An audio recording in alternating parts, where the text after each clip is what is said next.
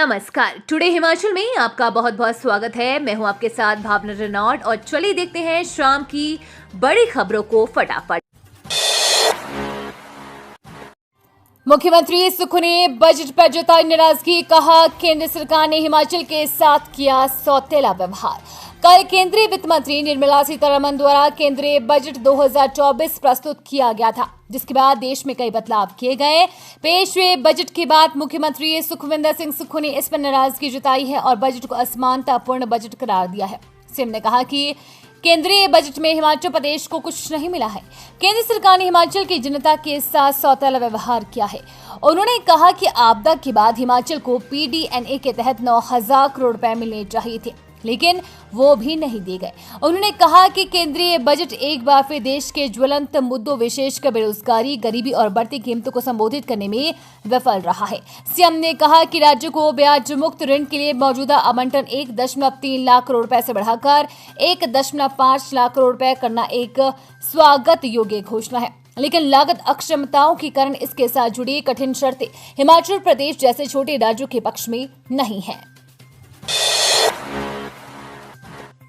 Pickup ट्राला और bike की आपस में जोरदार टक्कर, 5 वर्षीय मासूम बच्चे की मौत। ऊना हमीरपुर राष्ट्रीय राजमार्ग पर बंगाणा के मालगढ़ के पास एक पिकअप ट्राला और बाइक की आपस में जोरदार टक्कर होने की सूचना मिली है। इस हादसे में 5 वर्षीय मासूम बच्चे की मौत हो गई है, जिसका नाम पीहू था, जबकि एक ही परिवार के 3 सदस्य घायल हो गए हैं। थाना बंगाणा पुलिस ने मौके पर जाकर घटनास्थल का जायजा लिया और पिकअप ट्राला को कब्जे में लेकर चालक को भी गिरफ्तार कर लिया। जानकारी के अनुसार रामपाल को गांव डोहक ग्राम पंचायत मदली का रहने वाला है। वो अपने 2 बच्चों और पत्नी के साथ मलांगड़ की ओर जा रहे थे। इस दौरान लठियानी की तरफ से आ रहा निजी डाक सेवा पार्सल के ट्राला ने बाइक को दूसरी तरफ जाकर टक्कर मारी। इस हादसे में बाइक के आगे बैठी बच्ची पीहू की मौके पर ही मौत हो गई और रामपाल की दाहिनी टांग टूट गई, जबकि उनकी पत्नी को भी गंभीर चोटें आई हैं।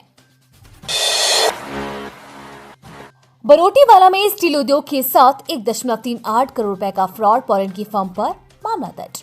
सोलन जिला के बरोटीवाला में एक स्टील उद्योग के साथ 1.38 करोड़ रुपए की धोखाधड़ी का मामला सामने आया है।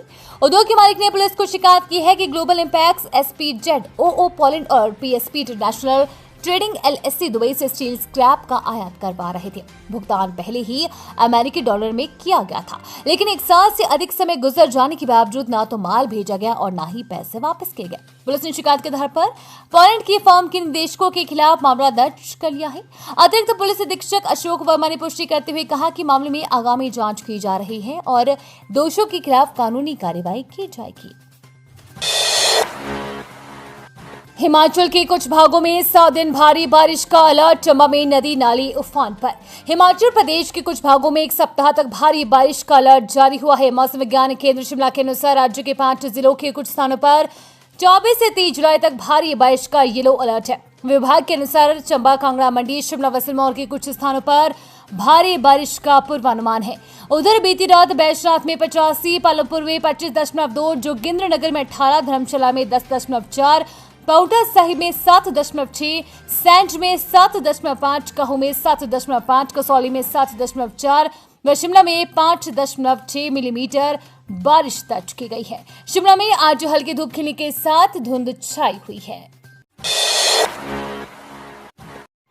प्रदेश में विद्यार्थियों की शून्य संख्या वाले 99 स्कूल होंगे बंद, 460 मार्च। हिमाचल प्रदेश में विद्यार्थियों की शून्य संख्या वाले 99 स्कूल बंद होंगे। 5 और 5 से कम दाखिलों वाले 460 स्कूल मर्ज किए जाएंगे।